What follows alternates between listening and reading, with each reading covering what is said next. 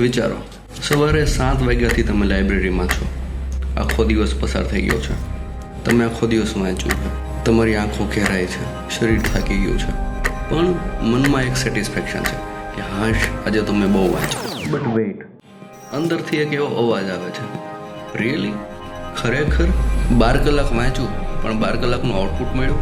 ભારતના દરેક એસ્પિરન્ટની આ સૌથી મોટી બીમારી છે, ઇલ્યુઝન ઓફ બિઝીનેસ, વ્યસ્તતાનો ભ્રમ. આપણે મહેનત તો કરીએ છીએ પણ એ મહેનત આપણને ક્યાંય લઈ નથી જતી. આપણે બસ એક જ જગ્યાએ ઊભા જોરથી દોડવાનો દોડ કરીએ છીએ, એક્ટિંગ કરીએ છીએ. આપણે આખો દિવસ ટેલિગ્રામમાં ફકરાઓ વાંચીએ, PDF સેવ કરીએ, ઇન્સ્ટાગ્રામ સ્ક્રોલ કરીએ, યુટ્યુબમાં વિડીયો જોઈએ અને કેટલું કરીએ અને આમનામ જ આખો દિવસ પસાર થઈ જાય છે. જ્યારે તમે લાઇબ્રેરીમાં બેસો છો, PDF સેવ કરો છો, હાઇલાઇટરથી બુક હાઇલાઇટ કરો છો, પણ વાંચતા નથી. નોનસેન્સ કિતાબ હે યે. આ બધું કરવાથી તમારા મગજને એક ફોલ્સ સિગ્નલ મળે છે કે કામ તો થઈ રહ્યું છે, હું તો વાંચી રહ્યો છું, હું પ્રોડક્ટિવ છું. પણ તમે જ્યારે ઘરે આવો છો કે પછી કોઈ મોક ટેસ્ટ આપો છો કે પછી તમારો મિત્ર કોઈ સવાલ કરે ત્યારે તમને વસ્તુ યાદ નથી આવતી. શું કામ?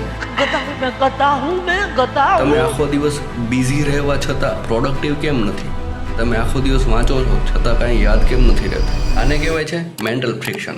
તમે જ્યારે 1 કલાક વાંચો છો અને પછી 5 મિનિટનો બ્રેક લઈને એમાં રીલ સ્ક્રોલ કરો છો, એ 5 મિનિટ ક્યારે 15 મિનિટ થાય, 2 કલાક થાય, તમને ખ્યાલ જ નથી રહેતો.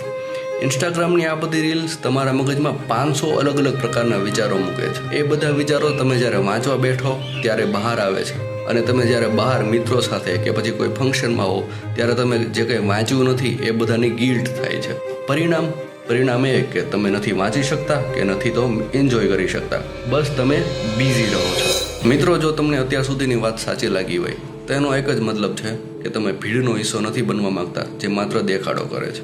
ક્લાસ 1 પણ તમને ભીડથી અલગ બનવામાં મદદ કરશે, તેથી સબસ્ક્રાઇબ કરો અને આપણી કમ્યુનિટીનો ભાગ બનો. So back to the story. Mummy પપ્પાને લાગે છે કે મારો દીકરો કે દીકરી 12 કલાક વાંચે છે એટલે પાસ તો થઈ જ જશે. પાડોશીઓને લાગે છે કે કેટલી મહેનત કરે છે. હવે આ ઇમેજ સાચવવા માટે આપણે આખો દિવસ લાઇબ્રેરીમાં બેસી રહીએ છીએ, પછી ભલે ને મગજમાં કંઈ જાતું ના હોય. પણ એક વાત યાદ રાખો, જે દિવસે રિઝલ્ટ આવશે ને એ દિવસે કોઈ તમારા કલાકો નહીં પૂછે, કોઈ એ નહીં જુએ કે તમે કેટલી રાતો જાગ્યા, તમે કેટલી મહેનત કરી, તમે કેટલા સેક્રિફાઈસ કર્યા, તમે કેટલી રાતો રડ્યા, તમે કેટલા એકલા રહ્યા, કાંઈ પણ નહીં જુએ. બધા ફક્ત એક જ વસ્તુ જોશે કે તમારું નામ એ લિસ્ટમાં છે કે નહીં. સો દોસ્ત, don't sacrifice your future just to look busy today. તો હવે શું કરવું? કંઈ નહીં, સિમ્પલ છે. Stop collecting, start processing. મટીરિયલના થોથા ભેગા કરવાનું બંધ કરો, PDF સેવ કરવાનું બંધ કરો અને એકચ્યુઅલમાં વાંચવાનું ચાલુ કરો. 500 PDFનો સ્ટોક ભેગો કરવા કરતાં 5 બુકો વાંચવી અને એને સમયે રિવાઇઝ કરવી વધારે મહત્વની છે. જે પરીક્ષા ટાર્ગેટ કરેલી હોય એનો સિલેબસ પકડો અને એને ટોપિક વાઇઝ વાંચો. બીજું, કાઉન્ટ વિન્સ નોટ આવર્સ. કેટલી કલાક વાંચ્યું એ મહત્વનું નથી, શું વાંચ્યું અને કેવું ક્વોલિટીવાળું વાંચ્યું એ મહત્વનું છે. ક્વોલિટીવાળું વાંચવા માટે તમે અલગ અલગ ટેકનિકનો ઉપયોગ કરી શકો.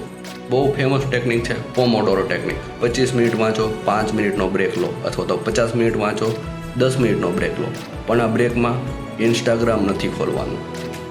મેડિટેટ કરો, બહાર આંટો મારો, પાણી પીવો, શાંત બેસો, કંઈ પણ કરો, પણ સ્ક્રીનથી દૂર રહો, સોશિયલ મીડિયાથી દૂર રહો. ત્રીજું અને સૌથી મહત્વનું, બી બ્રુટલી ઓનેસ્ટ વિથ યોર સેલ્ફ.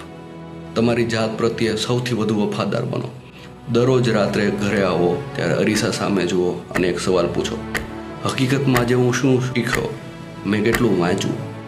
હકીકતમાં કેટલું વાંચ્યું? બસ આ સવાલના જવાબ પર જ બધું ટકેલું છે. તમે આજે ખરેખર વાંચ્યું કે બસ દિવસ પસાર કર્યો? આપ પૂછો પોતાની જાતને.